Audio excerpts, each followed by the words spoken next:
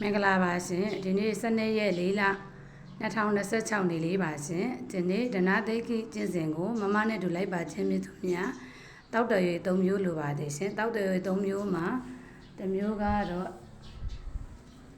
တောက်တော်ရေအချိုရေဖြစ်ပါတယ်ရှင်ဒါကတော့တောက်တော်ရေပုံမှန်ရေတော်ကတ်လိုရပါမယ်ရှင်ဒါကတော့တောက်တော်ရေနွေးချမ်းကတ်လိုရပါမယ်ရှင်ပန်းကတော့စပယ်ပန်းလေးလိုပါတယ်ရှင်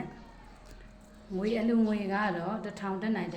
1000တက်နိုင်1000ကိုယ့်ရဲ့နာမည်လေးအတူအခေါက်လေးကိုရေးရပါမယ်ရှင်ဒီကြတော့မေတ္တာတော်ရုပ်ဖတ်ပူဇော်မယ်မဟာဝေဒဗမန္တန်တော်ရုပ်ဖတ်ပူဇော်မယ်ဒီဝတ္တပတိရုပ်ဖတ်ပူဇော်မယ်ဆိုရင်သစ္စာရေးတစ်ခွက်လိုပါတယ်ရှင်ကျန်တဲ့တစ်ခွက်ကတော့စိုင်တို့မိမိလုပ်ငန်းတွေကိုဖြန့်ဖို့အတွက်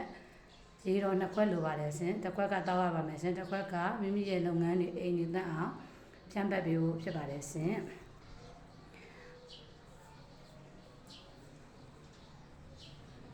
ဒီတော့စမီ3နိုင်ထွန်းရပါမယ်ရှင်နသားတိုင်း3နိုင်ထွန်းရပါမယ်ရှင်ပထမတောက်တော်ရေတော့ပေါ့နော်ပန်းကပ်ပြီးကပ်လို့ပြီးဆိုရင်အောင်စေးပိုင်စေးနိုင်စေးဆိုပြီးတော့မောင်းလေးတီးရပါမယ်ရှင်မောင်းတီးပြီးသွားပြီဆိုလို့ရင်မေတ္တာတုတ်တစ်ခေါက်စရွတ်ပါမယ်ရှင်4:73မိနစ်မှာမေတ္တာတုတ်တစ်ခေါက်စတင်ရွတ်ဖတ်ပူဇော်ပါမယ်ရှင်မေတ္တာတုတ်ရွတ်ဖတ်ပူဇော်ပြီးပြီဆိုရင်မဟာဝိဒဗမန္တန်တော်ကိုတစ်ခေါက်ရွတ်ဖတ်ပူဇော်ပါမယ်ရှင်မဟာဝိဒဗမန္တန်တော်ရွတ်ဖတ်ပူဇော်ပြီးပြီဆိုလို့ရင်ဒီဝတ္တပိဂါထာကိုတရားရှစ်လုံးပရိဖြင့်ပရိတစ်ပတ်ဆက်ရပါမယ်ရှင်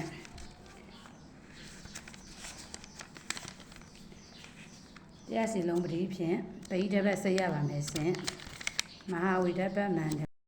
ဒါမဟာဝိဒဗမန္တန်တော်ကိုတစ်ခေါက်ရွတ်ဆိုပူဇော်ပါမယ်ရှင်